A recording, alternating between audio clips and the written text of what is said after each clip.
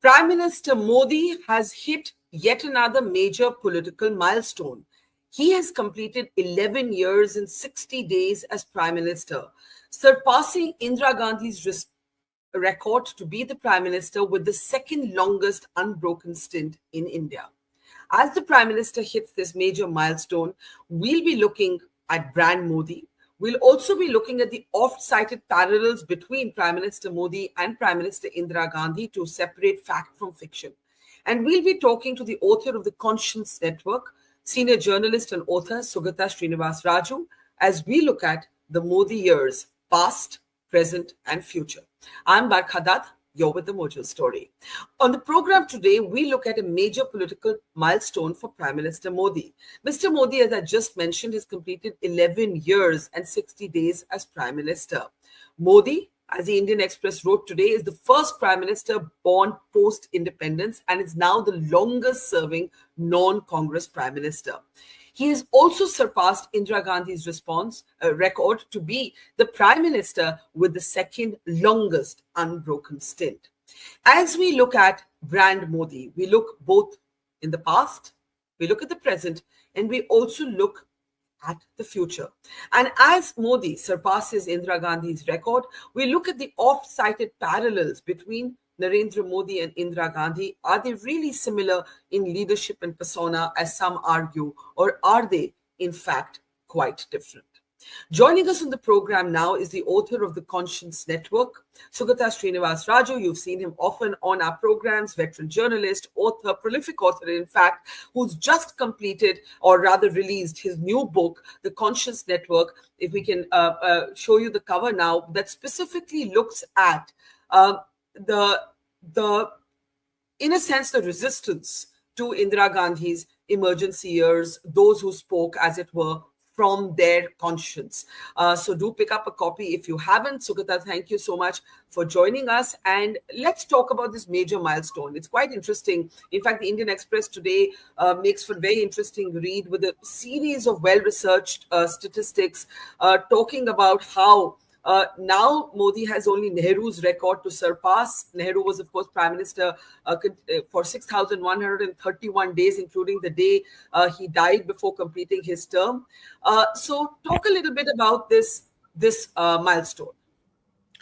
Thank you, Barkha. Thank you for having me yet again. And see, this statistical record that Modi has surpassed of Indira Gandhi, is a statistical record. In terms of, I'm not someone who would try to juxtapose the 11 years of Indira Gandhi with the 11 years of Modi, because they are very, very, very different years for India. That decade between 66 and 77, when she lost the elections, was a very different India from the India that Modi has been able to rule between 2014 and now. So there is only a statistical comparison that can be made, but in terms of substance, in terms of what India was then and what India is now, and what India, Indira Gandhi inherited in 1966 when Shastri died, and she went in for an election in 67 and then consolidated her power in 71. That phase of Indian politics and the phase now, 2014 to now, are entirely different. In fact, Modi did not have to struggle for the 11 years that he has been in power as much as Indira Gandhi had to. Indira Gandhi, she had to fight on multiple fronts. If I can, even if I can sort of list a couple of them. One was the economic front. India was not what it is today. When Modi is trying to peg India as the fifth largest economy, fourth largest economy, third largest economy, he's just trying to look at the kind of wealth of India and the kind of the flourish of India now. But Indira Gandhi, right from the day she became Prime Minister, had to go with a begging bowl to Lyndon Johnson, asking for wheat, the PL 480 scheme. And, she needed aid from America for everybody in India to be able to eat. And, if you look at a little earlier, before she took over, Shastri was making a call to Indians, asking them to skip a meal a day. And Indira Gandhi, when there was a paddy or a rice crisis in Kerala, she said, I will not eat rice for a week. that was the kind of hand to mouth existence, or ship to mouth, as they said very famously. That was the kind of India. But today's India, the Modi India, is far more stable, has seen a great deal of flourish. It's wealthy India. It's a far more stable India, with a stable middle class, with a kind of positioning globally, which is far different from what it was between 66 and 77. In fact, I should tell you about this. Kissinger, Hmm. in one of his notes, says about both about Nehru and Indira Gandhi, but more in the context of Indira Gandhi meeting Nixon. She says this father and daughter duo, Hmm. they try to make this moral judgment about America because they're extremely weak. It's a weak nation's way of surmounting their inaccuracies and inadequacies to sort of judge America for what it is. So, and also don't forget, Bharka, it was a great period of Cold War. There were only two great powers operating, and Indira Gandhi was trying to negotiate between those two. But in the case of Modi, only in the last 1 year has there been some kind of quandary about, should you be with the rest of the world, or should you be with America? How much of America and the trade deal will work out for India? After Trump has come, there has been a certain kind of upheaval. But otherwise, Modi has been extraordinarily lucky that that he has not had to face the kind of problems that Indira faced. So I just spoke about the economic thing, but there are others as well, as we can talk as we go ahead. It's one thing to say that the context in which Indira Gandhi was prime minister was very different from Modi, and his challenges have only come in the last year. But a number of political commentators say if Modi has a benchmark of leadership, it is in fact Indira Gandhi. Others say no, they're totally different. Do you see parallels? I mean, do you? Of course, they both are sort of type A personalities. There is that sense of the individual being at the center of the power structure. Perhaps very different from Vajpayee, seemed to be a consensus builder. Manmohan Singh seemed to be overly sort of non-individualistic in his leadership style, except for when it came to one or two of his pet issues like the nuclear deal. Do you see those parallels between Modi and Indira, or do you not see them? There are parallels and there are no parallels, Barkha. Hmm. Both of it, you can argue from both ends. See, Yeah. between 66 and 69, Indira Gandhi was seen to be a very indecisive and confused leader, Hmm. right? Between 66 and 69. 69 is the turning point when she consolidates power. In the sense, the party undergoes a split. She makes a clear break from her father's Congress party, and she Hmm. starts building her own political kind of journey. So 69 on, and with the consolidation of power in 71, that was huge. The kind of mandate that she got in 71 Hmm. was huge. And 67 mandate, Barka, was the first time post independence the Congress party went under the 300 mark. And if you saw the Jansang, the Swatantra Party, the Samyukta Socialist Party, all of them were in double digits. And she was being checkmated by the opposition exactly like the way, or I mean, I wouldn't say that opposition was far more, an opposition of worthy contemporaries. Now Modi does not even face that kind of an opposition. You had a Lohia, you had a Madhu Limaye, you had a George Fernandez, you had A.K. Gopalan, lots of other people. So that was and Balraj Madhok and all these people were around, and Rajaji's Swatantra Party had got 45. It was the second largest party, and they had broken away from Nehru's Congress, if you remember. So the 69, until the 69 phase, Indira Gandhi, if you also remember, Lohia, or I mean, there is a confusion whether it was Lohia or Madhulimaye. They Hmm. they used a phrase to describe Indira Gandhi, which I think was a kind of sexist infantilization, which is they called her a Gungi Gudiya. Gungi Godia, yeah. So that was the weak Indira Gandhi that was being perceived till then. We don't have such a thing of perception about Modi. He has been a strong leader from day one. He has Hmm. been perceived to be a person who has, consolidated power in his hands from day one, and he has been Hmm. inevitable to his party and his ideological machinery right from the beginning. It was not so with Indira Gandhi. So the parallels don't work. Indira Gandhi had to work a lot more. And again, it is only after 69 that if you go by what her, I write about this in the book, if you go by what her own niece,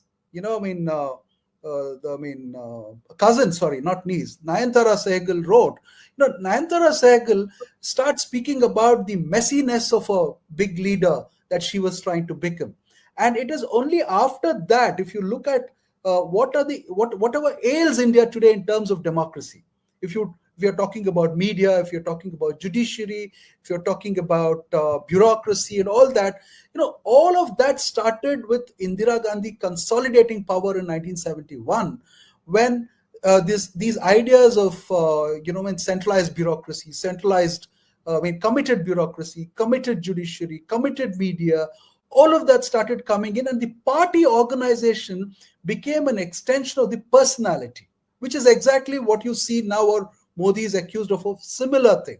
But all of that happened after 5 years, after Indira Gandhi had broken Pakistan, Bangladesh had been created. It's only in that phase that Hmm. Indira Gandhi looked a little assertive. But still, she was presiding over an economically penurious India. It is not the Modi India at all. Even see, in fact, a lot of the origins of the emergency decision, besides the big Jagmohan Sinha case and she being disqualified, the Allahabad case, all of that aside, if you look at it structurally, the emergency decision also happens because India is in an economic crisis.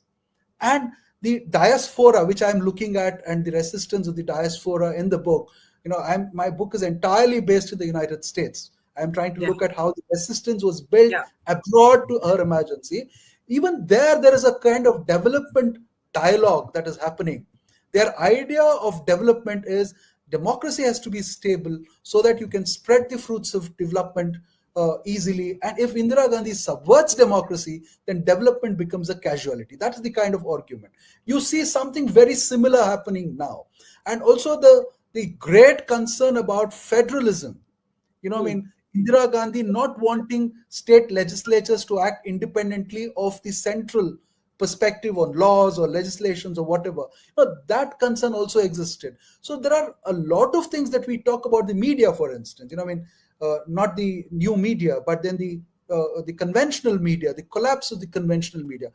You will not believe, Barkha, if you just read some of the commentary from that time, the words that were being used: fascist overtones, Hmm. authoritarianism, dictatorship. In fact, T.N. Cowell, India's ambassador to the United States between 73 and 76, in fact, even does a lecture on, is Indira Gandhi a dictator? And then Yeah. starts speaking about how she's better than Nehru.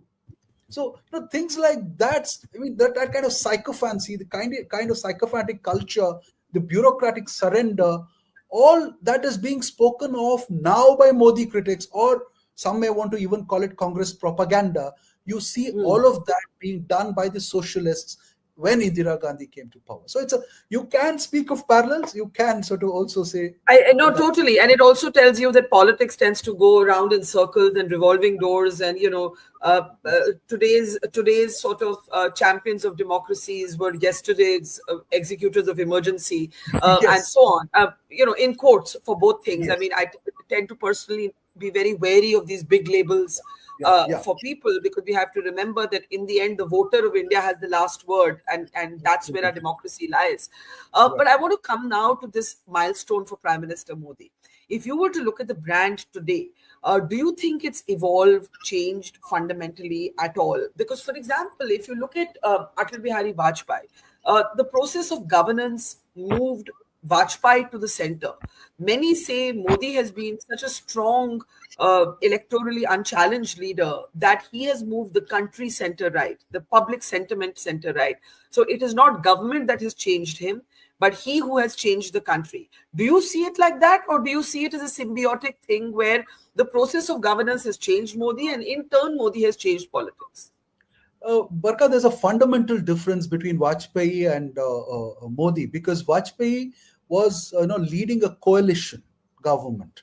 And if you look at what happened in in 96, 98, and 99, when they had, there was three elections back to back.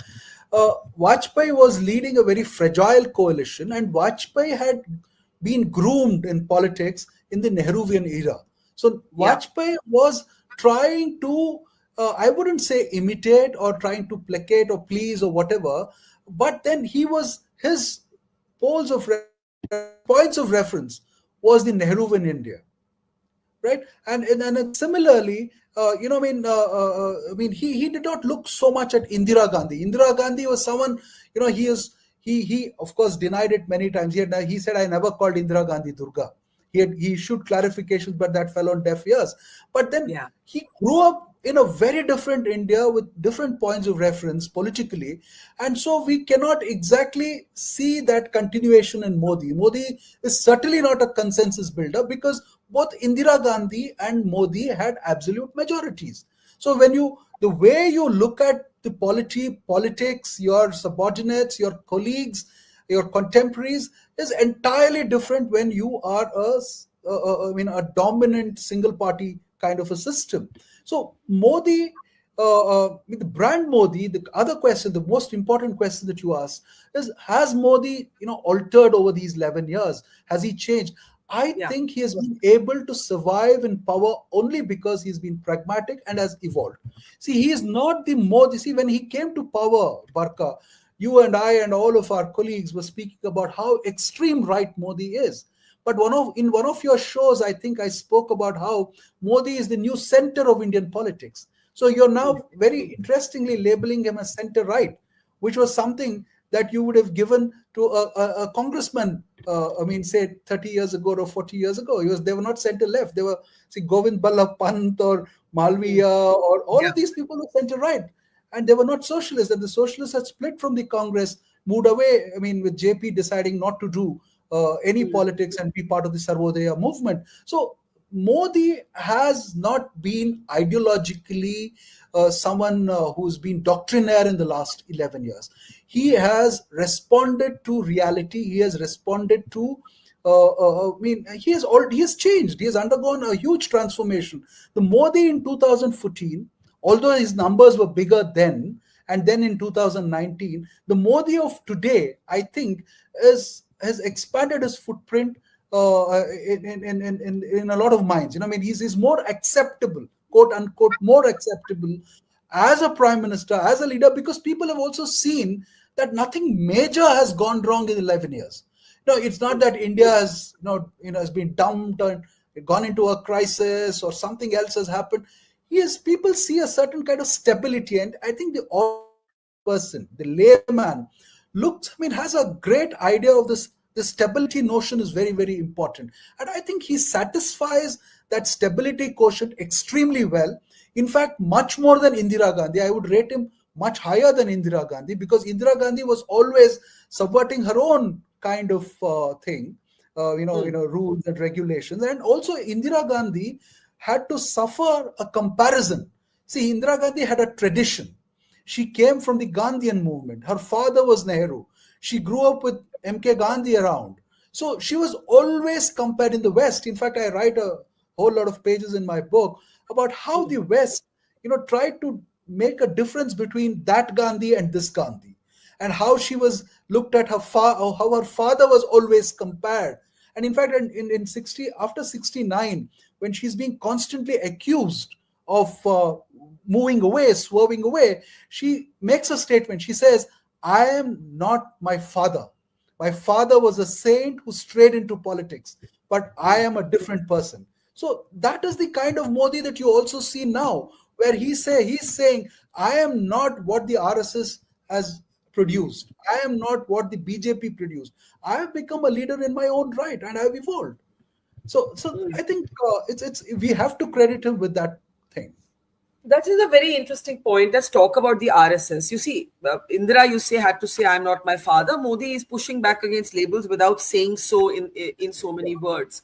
But there's a very interesting power play, silent, sometimes spoken on, between the RSS and Modi. Now, on the one hand, Vajpayee, for example, the RSS had a veto power over the Vajpayee cabinet. If you remember, Yes, Jaswant yes. Singh as choice for finance minister and so on. But if you can come out of these pictures, please, if you look at the relationship between the prime minister and the RSS today, you've had a phase of tension when JP Nadda tried to say we don't need the RSS. You had a certain result. Today, again, you have this quiet tussle over who will be the next BJP president. But on the other hand, perhaps no prime minister has done more for the RSS agenda than Modi. So, how do you read this relationship? Yeah, I mean, Modi and RSS, that's a conundrum which I think we can only make guesses about it.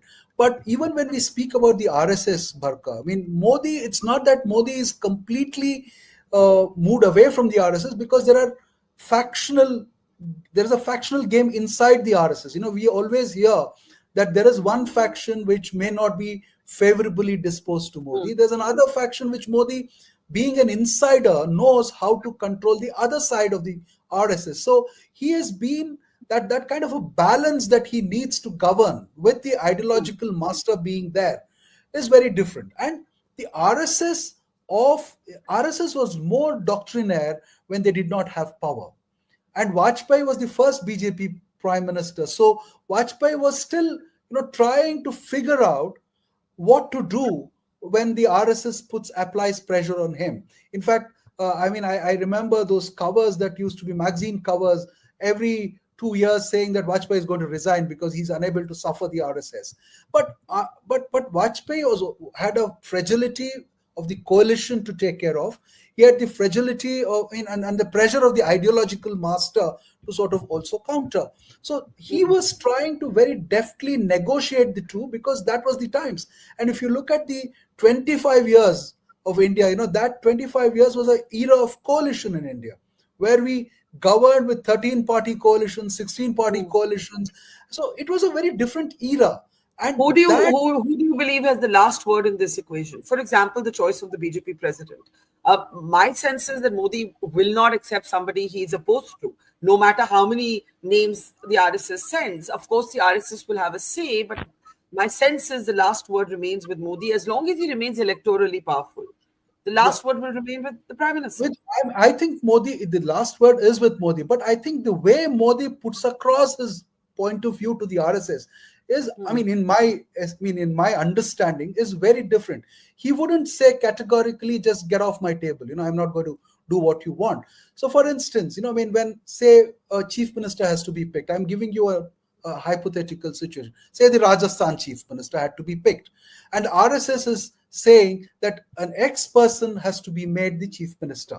Why don't Yeah. you look into it? So Modi would probably go back to them and say, yes, we will look at something that you want, but you tell me what is the caste that has to be, placated, or who has to be given representation, and leave the name to me. So he would agree to the RSS on principle. He would say, okay, a Brahmin should be made a chief minister in Rajasthan. If that is exactly what the RSS is trying to say, then Modi will say, okay, you have said you want a Brahmin. Leave that Brahmin. Who that Brahmin should be will be my choice. So there is a principle and there is a person. The person will always be Modi's choice. The principle may largely be that of the RSS. But even there, Barka, I think the pushback has been zabardast. In fact, and also the RSS, the way Modi in the first term, I see a difference between the first term, second term, and the beginning of the third term. The first term, Modi, I think, filled up a lot of these public sector units, the directorships, bank directorships, and all that, with a lot of RSS people. And they once they got used to power in the second term, I think he took greater control and wanted professional management. And in the third term, when the RSS seems to have, played at least a section of the RSS seems to have played a bit of mischief in the 24 elections, he is trying to play an entirely different game. So Modi is evolving continuously.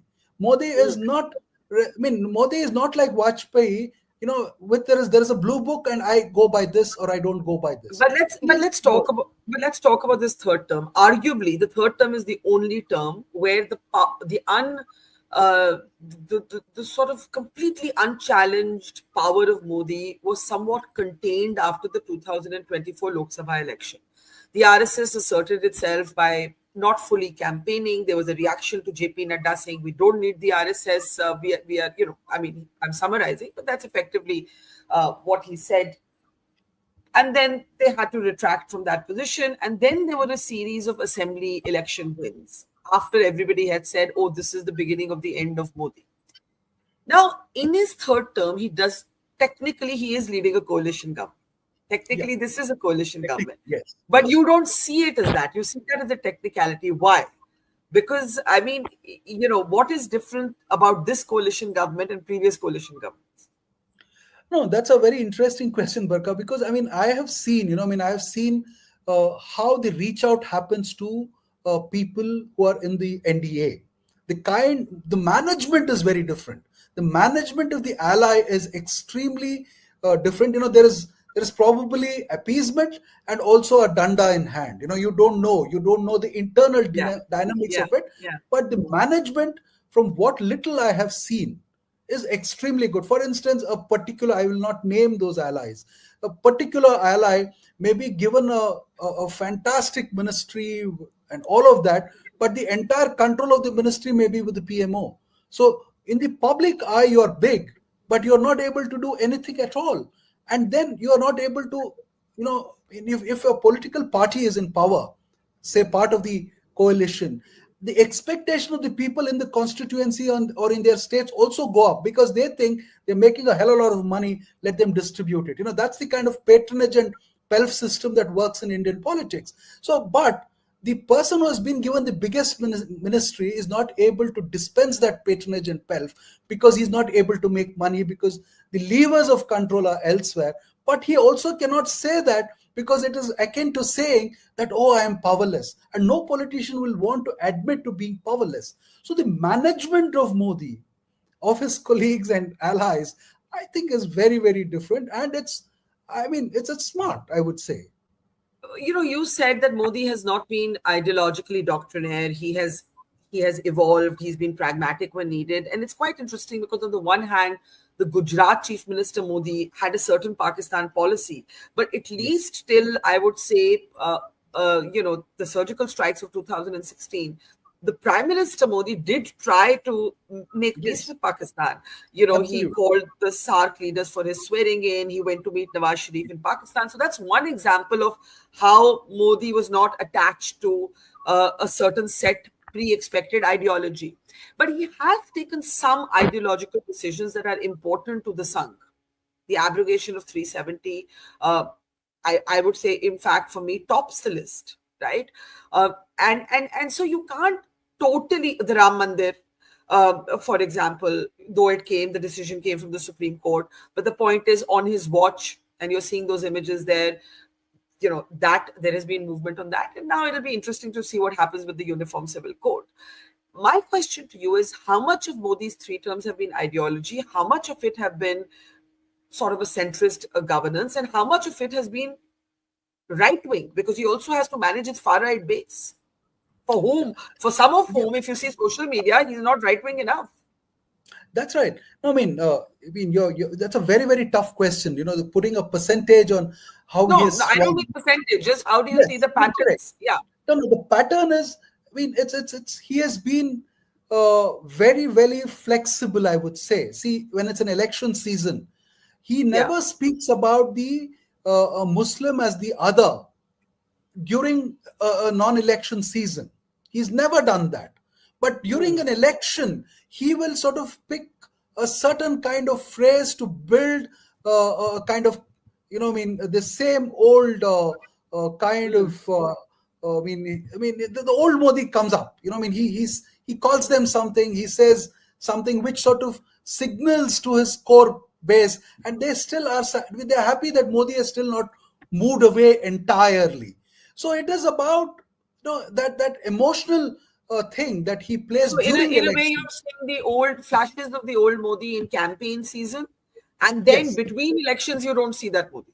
No, I mean, I think it's once the election is over, he is trying to focus on governance. He wants his GDP growth rate, at a certain level. He wants the inflation to go down. He wants oil from Russia. He wants to embrace Trump, and he wants to go to European Union and cut a deal. So he is pragmatic then. But then there is also, see, elections, which the Congress does not seem to understand. It is not reason that wins elections. It's emotion that wins elections. So in the election build-up, Modi very intelligently picks on a few things, and also not to upset the RSS. It's not just the RSS. See, RSS has created a certain expectation in the masses that vote for the BJP.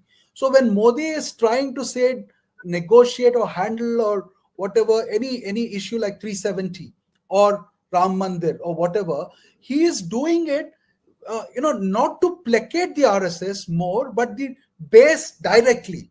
So if you look at what happened during the Ayodhya, Prana Pratishthan, see, there was no VHP, there was no RSS. Modi was doing, playing the role of a priest there, doing the Prana Pratishthan. So Modi is one Indira Gandhi directly connected with his base. So he has eliminated intermediaries, is what I feel in 11 years. So he does not need the crutches of the intermediaries. It could be the party organization or it could be the RSS. Largely speaking, I'm not saying entirely. And the election results, you raised a very interesting question. Is he weaker now? But I will argue it from the other side. I mean, not I will, weaker. He's yeah, still one of India's strongest prime minister. I am saying, absolutely. is he less powerful than he was in 2023? That's all. He's a very, No, very, very strong political brand. He remains India's most dominant political brand. He remains arguably perhaps one of the strongest prime ministers we've seen, at least in my adult life, because I was a child in yes. the Indira years. I have not seen such a strong prime Same minister. here. We are both Yeah, 70s same children. So, yeah. vintage, same vintage. So I don't think he's weaker, but when the Lok Sabha result happened, there was a sense of Modi being contained. Has he been Yeah. contained? After No, the but assembly election wins, I don't think that. I don't think that. no, I mean, I agree with you. I don't think he was contained. Basically, because the argument that I would like to make is that he was liberated. There is no indebtedness now, Barkha. If you're indebted, you have to keep looking back and saying, okay, you did this for me, take this. Okay, I'll concede because you did this for me. So there is no indebtedness. And all the 240, in fact, I remember somebody telling me at that point when the election results came that all 240 seats now belong to Modi. Now the RSS cannot stake claim to that 240. And whatever else is his deft electoral management and coalition building. So if 240, if a prime minister on his own merit, on his own strength is getting you 240 seats, then I'm sure he has every right to think that he's far more powerful than an RSS. Because an RSS, with all its strength, what was it able to give a Vajpayee? What was it able to give in 2014? It was just marginally higher than 272. But 2019 was the election, like the 1971 election of Indira Gandhi, where Modi showed that it was him and his policy and the strikes across the border that actually created the new Modi. And Modi is far more, I think, in terms of emotion, he is far more in control because Indira Gandhi had a lot of personality issues.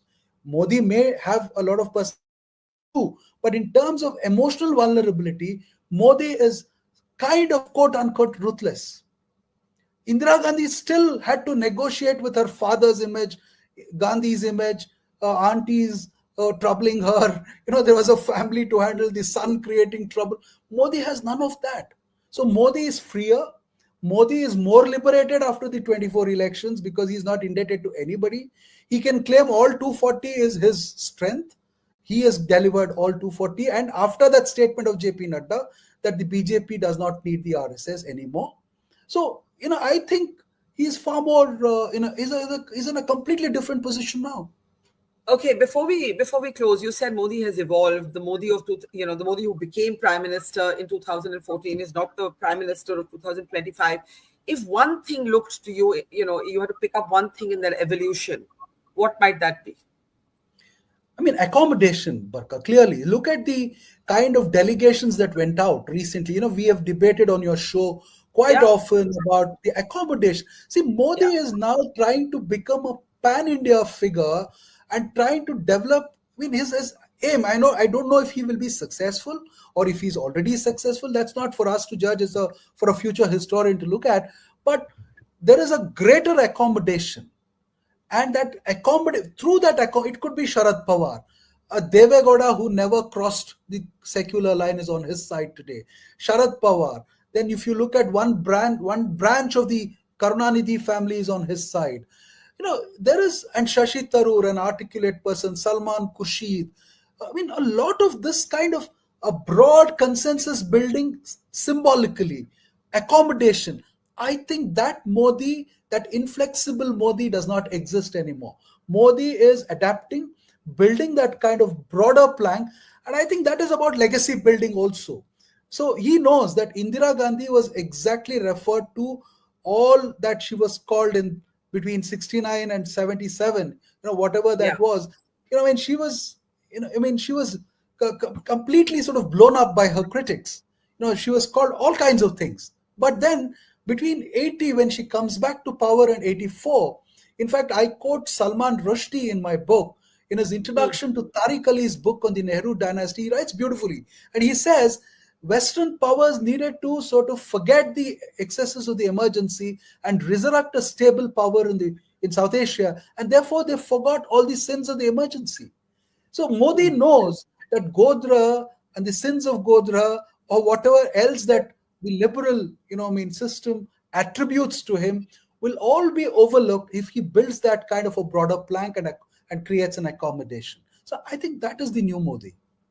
All right, Sugata, it's endlessly fascinating to talk to you, but we'll leave it there. Sugata Srinivasaraju has a fascinating new book just out, The Conscience Network, looking at the diaspora's resistance, as it were, to Indira Gandhi's emergency years. This has been a fascinating conversation. Do pick up a copy of Sugata's book if you haven't already.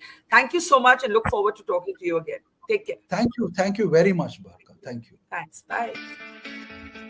It's great to see you here. Thank you for watching our work. If you haven't subscribed yet, don't forget to click the bell icon and subscribe to Vote Her Story and support independent, robust journalism.